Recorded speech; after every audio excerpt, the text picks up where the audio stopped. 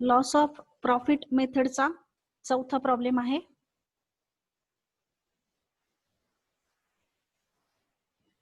सर्वांना स्क्रीनवर प्रॉब्लेम दिसतोय.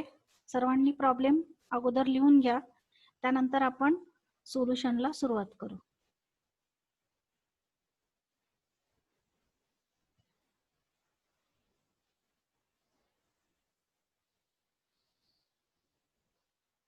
प्रॉब्लेम दिसतोय का सर्वांना?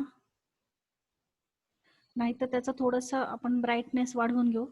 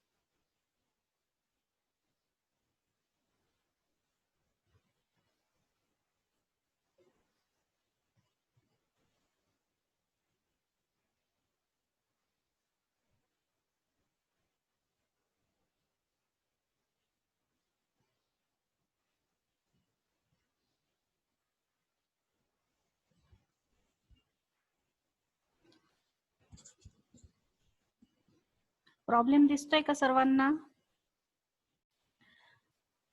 प्रॉब्लेम वाचून दाखवते. हळूहळू वाचते म्हणजे तुम्ही लिहून पण घेऊ शकाल. On 31 December 2013, 31 December 2013, a fire damaged the premises of Sony Brothers Sagar, and the business of the company was disorganized until March 2014. पुन्हा एकदा ऐका. On 31st December 2013, a fire damaged the premises of Sony Brothers Sagar, Brothers short form मध्ये लिहा BROS नंतर dot द्या, and the business of the company was disorganized until March 2014. The company was insured under loss of profit policy for rupees 2,60,000, 2,60,000, with a 6 months period of indemnity, INDEMNITY,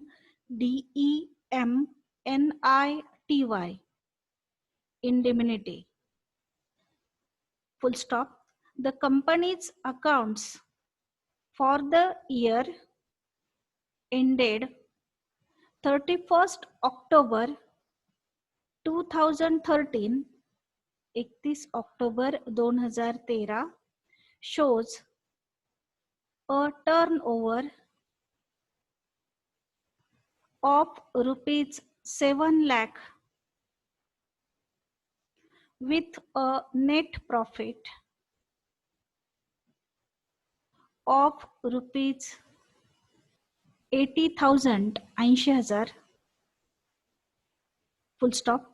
The amount of standing charges covered by the insurance and debited in that year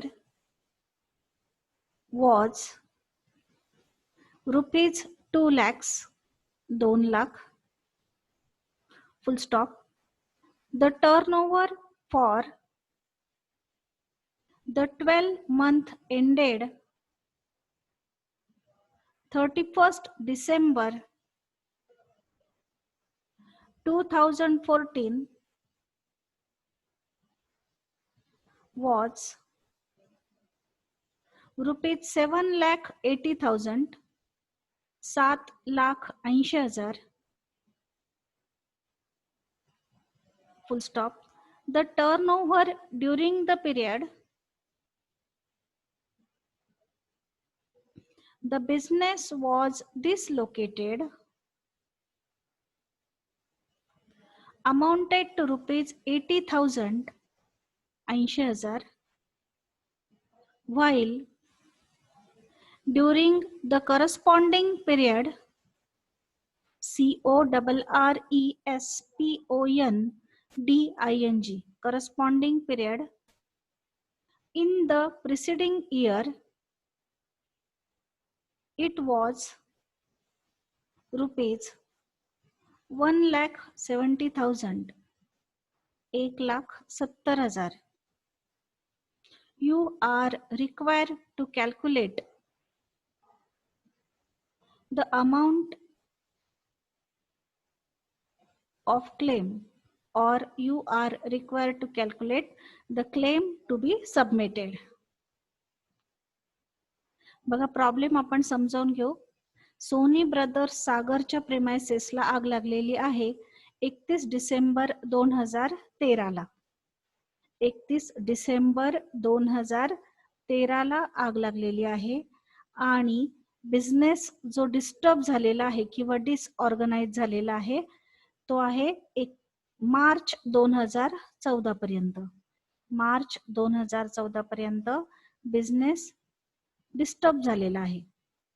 The company was insured under loss of profit policy. कंपनीने loss of profit पॉलिसीच्या under विमा उतरवलाय.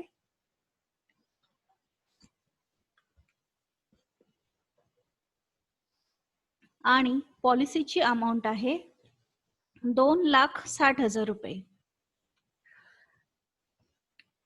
With a 6 months period of indemnity. 6 महिन्याचा indemnity period आहे. जरी 6 महिन्याचा indemnity period असेल तरी dislocation period मात्र 31 डिसेंबर पासून मार्च पर्यंत आहे. मग जानेवारी, फेब्रुवारी आणि मार्च म्हणजे 3 महिन्यांचा डिसलोकेशन पिरियड आहे. मग आपण प्रॉब्लेम मध्ये विचारात घेताना डिसलोकेशन पिरियडच मेन्शन करणार आहोत. इंडेमिनिटी पिरियड म्हणजे डॉक्युमेंटरी नोंदवलेला पिरियड जरी 6 महिन्यांचा असला तरी आपण हाच पिरियड विचारात घेणार आहोत 3 महिन्यांचा. The companies accounts for the year ended 31 October 2013. कंपनीचे अकाउंट कधी क्लोज होतात तर ऑक्टोबरला क्लोज होतात, 31 ऑक्टोबरला. मग 31 ऑक्टोबर 2013चं रेकॉर्ड सांगते, म्हणजे आग लागल्याच्या आधीचं वर्ष जे क्लोज झालं होतं त्याचं रेकॉर्ड सांगते की टर्नओव्हर म्हणजे सेल्स आहेत 7 लाख रुपये, नेट प्रॉफिट आहे 80,000 रुपये आणि स्टँडिंग चार्जेस जे पूर्णपणे इन्शुरन्सने कव्हर्ड आहेत ते आहेत 2 लाख रुपये. मग हे जे 3 इन्फॉर्मेशन आहे 7 लाख रुपये सेल्स, 80,000 रुपये नेट प्रॉफिट आणि स्टँडिंग चार्जेस 2 लाख रुपये, या 3 इन्फॉर्मेशन वरून आपण ग्रॉस प्रॉफिटचा रेट कॅल्क्युलेट करणार आहोत. The turnover for 12 month ended 31 December 2014. असे टर्नओव्हर ज्याला आग लागल्याच्या तारखेला 12 महिने पूर्ण होतात असे टर्नओव्हर आहेत 7,80,000 रुपये. हे आपण कव्हर काढताना घेणार आहोत. आणि आणखी 2 टर्नओव्हर दिले आहेत. त्यातला एक आहे डिसलोकेशन पिरियड मधले 80,000 आणि करस्पॉन्डिंग पिरियड मधले 1,70,000. तर आपण हे 2 सेल्स जे आहेत ते आपण घेणार आहोत शॉर्ट सेल्स कॅल्क्युलेट करताना. प्रॉब्लेम सर्वांचा लिहून झालेला असेल, आपण सोडवायला सुरुवात करू. फर्स्ट आपण शॉर्ट सेल्स कॅल्क्युलेट करतोय. त्यासाठी फॉर्म्युला लिहा. Calculation of short sales. Sales during corresponding period, तारीख टाका 31/12/2012 टू 31/3/2013. आता आपण 12 आणि 13 का पिरियड घेतला कारण की आपली आग लागलेली आहे डिसेंबर 2013 ला आग लागलेली आहे आणि डिसलोकेशन पिरियड आहे मार्च 14 पर्यंतचा. मग 1 वर्ष अगोदरची जर तारीख टाकायची असेल तर आपल्याला 13ची 12 करून घ्यावी लागेल आणि 14ची 13 करून घ्यावी लागेल. म्हणून याप्रमाणे आपण तारीख टाकलेली आहे. त्या पिरियड मधले सेल्स आहेत 1,70,000 रुपये. त्यातून आपण डिसलोकेशन पिरियड मधले सेल्स मायनस करणार आहोत. त्यासाठी आपण आग लागल्याची तारीख टाकली 31 डिसेंबर 2013 टू 31 मार्च 2014. जिथपर्यंत आपला डिसऑर्गनायझेशन पिरियड आहे तिथपर्यंतचा पिरियड टाकला. आता पिरियड देताना 2 दिलेले होते, इंडेमनिटी पिरियड पण होता 6 महिन्यांचा, पण जो पिरियड कमी असेल तो आपण लिहित असतो. म्हणून इथे जो आपला डिसऑर्गनायझेशन पिरियड दिलेला होता मार्च पर्यंतचा, ती तारीख टाकलेली आहे. आग लागल्याच्या तारखेपासून तर डिसऑर्गनायझेशन पिरियड पर्यंतची तारीख, ही आग लागल्याच्या वर्षीची आणि ही बरोबर 1 वर्ष अगोदरची, फक्त इयर चेंज केलेले आहे, तारीख सेम आहे. ते आपण लेस करतोय, ते दिलेले आहेत 80,000 रुपये. लेस करून कॅल्क्युलेशन करून आपलं उत्तर आलेलं आहे 90,000. मग शॉर्ट सेल्सचं कॅल्क्युलेशन करून उत्तर आलेलं आहे 90,000 रुपये. फर्स्ट कॅल्क्युलेशन इथे आपलं कंप्लीट झालेलं आहे. Short sales during corresponding period 1,70,000 रुपये, less sales during dislocation period 80,000 रुपये, वजाबाकी करून उत्तर आलेलं आहे आपलं 90,000. त्यानंतर सेकंड कॅल्क्युलेशन करा, calculation of gross profit rate. त्यासाठी फॉर्म्युला लिहा, gross profit rate is equal to net profit plus insured standing charges upon sales into 100.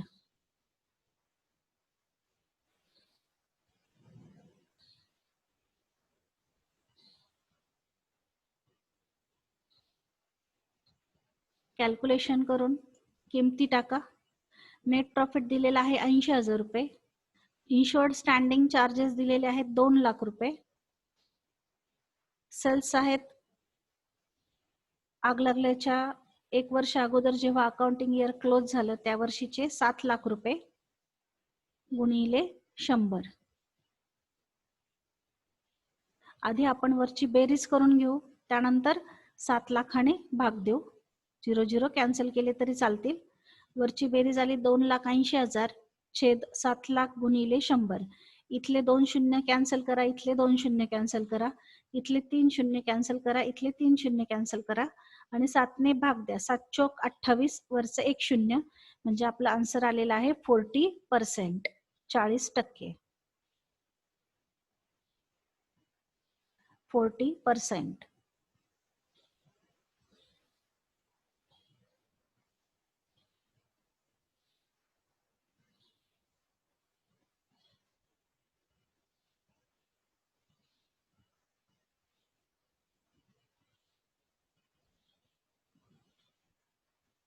त्यानंतर तिसरं कॅल्क्युलेशन करतो आपण लॉस ऑफ प्रॉफिटचं.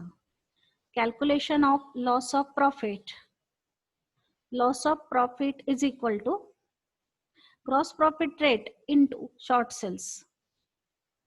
मग ग्रॉस प्रॉफिटचा रेट दिलेला आहे 40% आणि शॉर्ट सेल्स आहेत 90,000.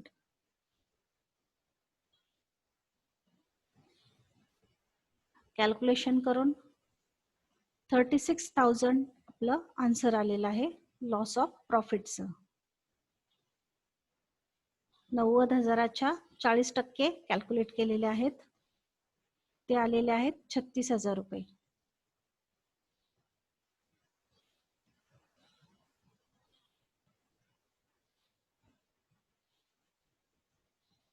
लॉस ऑफ प्रॉफिट बरोबर ₹36,000.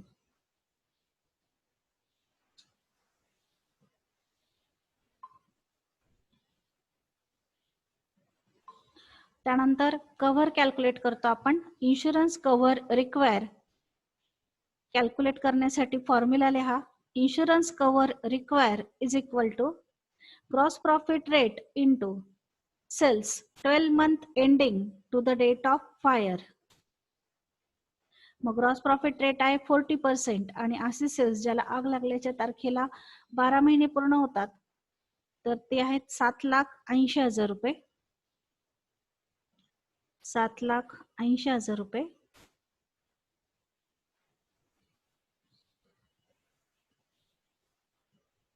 कॅल्क्युलेशन करून 7,80,000च्या 40% काढा. आपला आन्सर आले 3,12,000 रुपये. इन्शुरन्स कव्हर रिक्वायर ₹3,12,000 रुपये.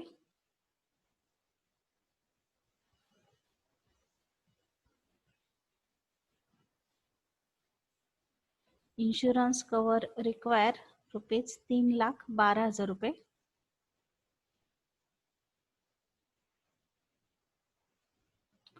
त्यानंतर लास्ट कॅल्क्युलेशन, जर आपली पॉलिसीची अमाऊंट ही कव्हर पेक्षा कमी असेल, म्हणजे कव्हर पॉलिसीच्या अमाऊंट पेक्षा जास्त असेल, तर आपण ऍप्लिकेशन ऑफ ऍव्हरेज क्लॉज करतो. आणि जर कव्हर पॉलिसीच्या अमाऊंट पेक्षा कमी असेल, तर मात्र आपण जेवढा आपला लॉस ऑफ प्रॉफिट आलेला आहे, म्हणजे 36,000 रुपये, तेवढंच आपण क्लेम दाखल करणार आहोत. पण इन्शुरन्स पॉलिसीची अमाऊंट आहे 2,60,000 आणि कव्हर आलेला आहे 3,12,000, म्हणजे कव्हर जास्त आहे, म्हणून ऍप्लिकेशन ऑफ ऍव्हरेज क्लॉज करावा लागेल. मग 5वं कॅल्क्युलेशन घ्या. ऍप्लिकेशन ऑफ ऍव्हरेज क्लॉज साठी एक वाक्य टाका. Insurance cover require rupees 3,12,000, 3,12,000 is more than insurance policy amount rupees 2,60,000, 2,60,000. So application of average clause. So application of average clause. Formula लिहा. Amount of insurance claim is equal to policy amount or sum insured upon insurance cover require into loss of profit.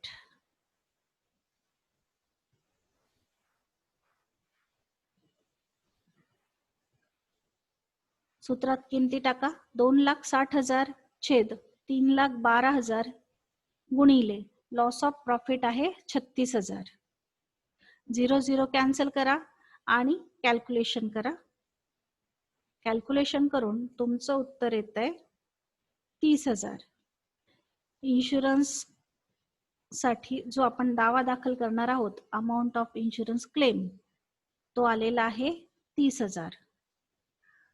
खाली पुन्हा amount of insurance claim is equal to rupees 30,000 आणि त्याला चौकोन करा.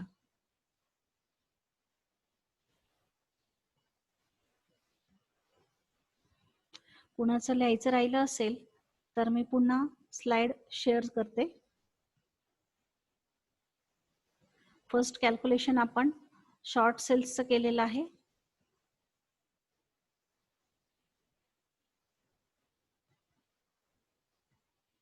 त्यानंतर gross प्रॉफिटचा rate calculate केलेला आहे.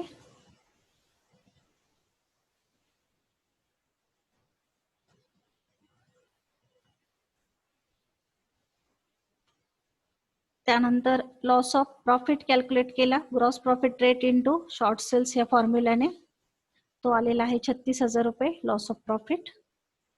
त्यानंतर इन्शुरन्स कव्हर रिक्वायर कॅल्क्युलेट केलं. त्यासाठी फॉर्म्युला वापरला gross profit rate into sales 12 month ending to the date of fire, 40% into 7,80,000. Calculation करून आन्सर आलेला आहे 3,12,000. Insurance cover require is equal to rupees 3,12,000. Insurance cover require is rupees 3,12,000 more than policy amount 2,60,000. So application of average clause. So next step is application of average clause. Then we write down one note. Insurance cover require rupees 3,12,000 is more than insurance policy amount rupees 2,60,000. So application of average clause. Then write down formula. Amount of insurance claim is equal to policy amount or sum insured upon insurance cover require into loss of profit. Then put figures in formula. Rupees 2,60,000 upon rupees 3,12,000 into rupees 36,000. After calculation, our final answer is rupees 30,000. Amount of insurance claim is equal to rupees 30,000.